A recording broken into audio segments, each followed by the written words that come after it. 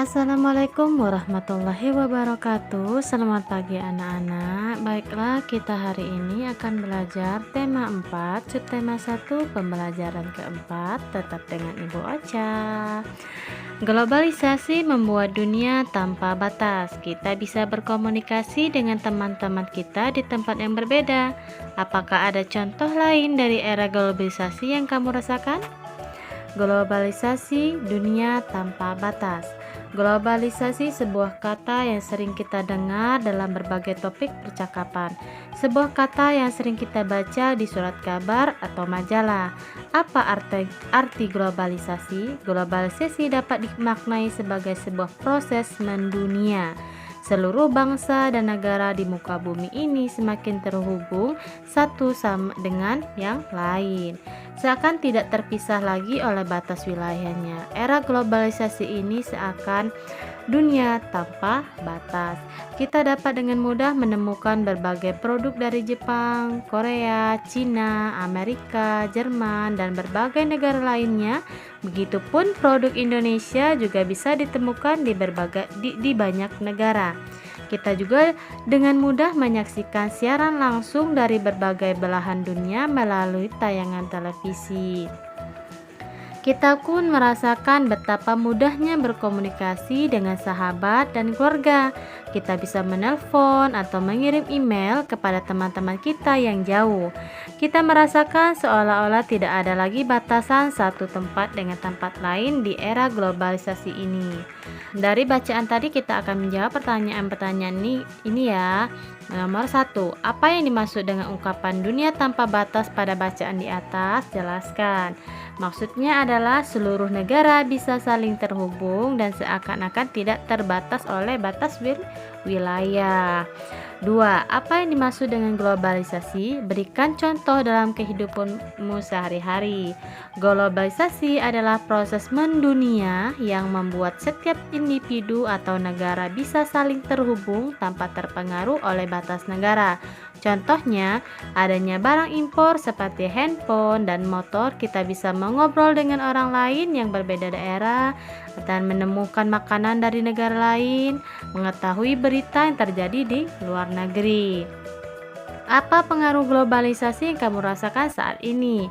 Saya bisa memakai barang dari negara lain, berbicara dengan seseorang tanpa tatap muka, bisa mengkonsumsi makanan dari negara lain, menonton film buatan luar negeri dan lainnya. Gambarkan secara visual bahwa globalisasi membuat dunia tanpa batas. Ini ya gambar visualnya bahwa kita bisa berhubungan atau menghubungi seluruh orang di muka bumi ini dengan adanya globalisasi. Oke, di era globalisasi ini banyak sekali barang-barang dari dalam dan luar negeri yang bisa kita temui. Masyarakat bisa memilih barang-barang sesuai dengan keperluannya dan tingkat ekonominya. Tingkat ekonomi yang berbeda bisa disebut keberagaman ekonomi. Sekarang amati di sekelilingmu, ceritakan keberagaman ekonomi yang ada di sekitarmu. Sekarang Ibu akan menceritakan keadaan keberagaman ekonomi di suatu wilayah ya.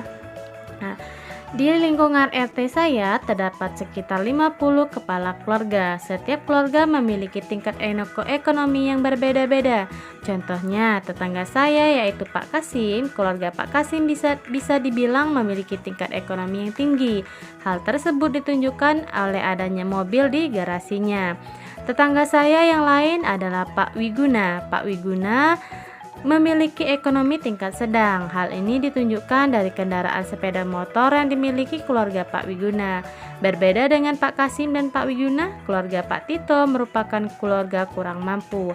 Hal ini tampak dari kondisi rumah Pak Tito yang masih sangat sederhana dan hanya memiliki 2 sepeda. Ceritakan kepada temanmu apakah hasil pengamatan kalian sama. Coba lihat sekelilingmu ya, apakah sama?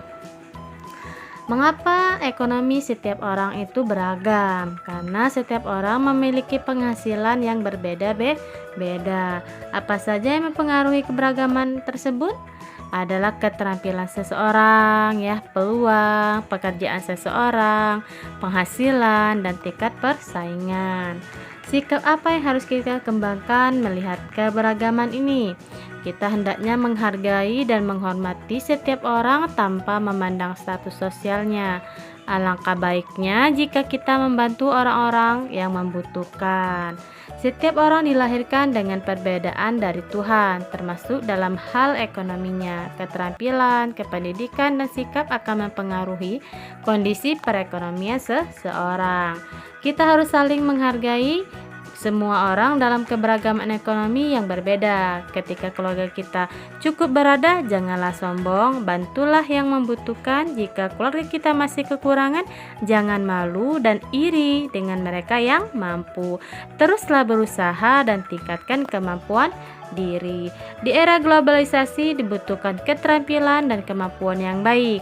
Terus tingkatkan dirimu ya, kamu pasti bisa menghadapi era globalisasi. Thanks for watching. See you next video. Jangan lupa untuk di subscribe, like, share, dan komen ya.